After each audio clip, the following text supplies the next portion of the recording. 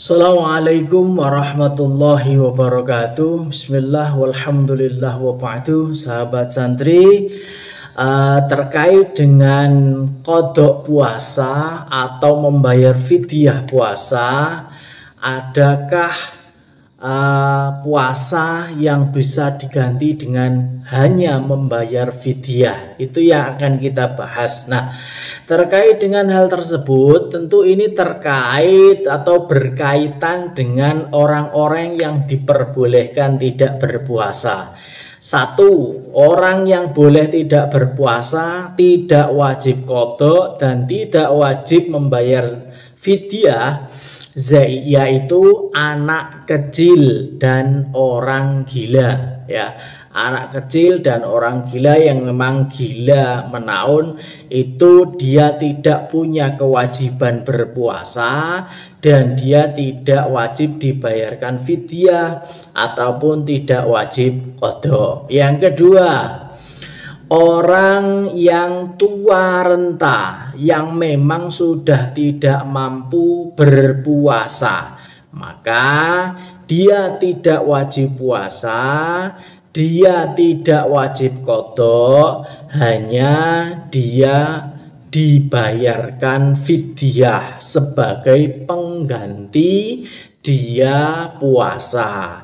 Yang ketiga, orang yang sakit dan sakitnya sudah tidak bisa diharapkan kesembuhannya, atau mungkin kesembuhannya minim sekali, dan itu biasanya sakit yang menaun atau justru sakit mungkin stroke dan lain sebagainya yang sudah tidak mampu untuk berpuasa, maka dia boleh tidak berpuasa dan dia tidak wajib qodok, cukup dibayarkan fidyah saja. Kemudian yang keempat, orang yang haid. Orang yang haid, orang yang nifas, itu dia tidak boleh berpuasa, maka dia tidak wajib berpuasa, tapi dia wajib mengqodoknya di lain hari, tidak wajib membayar fidyah. Yang kelima, yaitu orang hamil dan orang yang menyusui. Nah, yang ini agak repot dan ini sering salah pemahaman. Orang yang hamil dan orang yang menyusui itu boleh tidak berpuasa. Nanti itu ada dua sebab. Satu, ketika dia tidak berpuasa, memang karena badannya dia tidak kuat dan ditambah dia takut anaknya yang dalam kandungan ataupun anaknya yang lagi disusuan, yang disusui dia itu terjadi apa-apa, maka dia hanya wajib mengqodok di lain hari, bukan membayar fidyah, tapi wajib mengqodok tanpa membayar fidyah. Yang kedua, orang hamil dan orang menyusui, dia sebenarnya mampu untuk berpuasa, dia sanggup berpuasa, tapi dia tidak berpuasa karena dengan alasan kalau dia berpuasa takut anaknya terjadi apa-apa, mungkin kurang nutrisinya, kandungannya jadi melemah, itu dia boleh tidak berpuasa walaupun dia kuat. Nanti dia wajib qodok dan wajib membayar fidyah sejumlah hari yang ditinggalkan. Jadi ini yang sering salah, yaitu bagi orang yang hamil dan orang menyusui kebanyakan hanya membayar fidyah tapi tidak mau mengqodok puasa. Itu salah. Ini kewajibannya puasa. Jadi kalau dia belum tua, dia tidak sakit, dan sakitnya dan dia tidak sakit menaun atau dia orang yang sangat tua renta, maka dia tetap wajib mengqadha puasanya.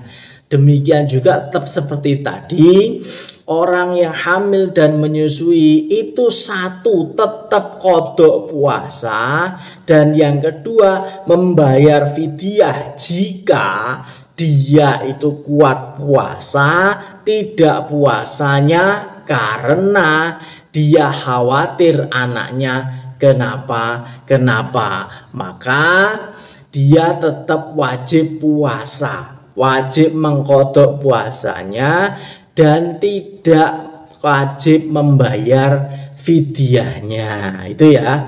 Jadi itu tadi yang wajib digarisbawahi, ini disiarkan ke ibu hamil dan menyusui. Kalau dia sudah selesai masa hamilnya, melahirkan kemudian tidak menyusui, maka dia wajib mengqadha puasanya. Dan fidyahnya itu tidak perlu dibayar kalau memang dia tidak puasa karena hamil dan menyusui tadi, karena memang dia tidak kuat puasa, karena dirinya sendiri yang tidak kuat, bukan hanya mengkhawatirkan anaknya. Kalau hanya mengkhawatirkan anaknya tapi dia sendiri kuat, maka dia kena dua, tetap mengqadha ditambah membayar fidyah. Nah, sekarang jumlah fidyah itu berapa?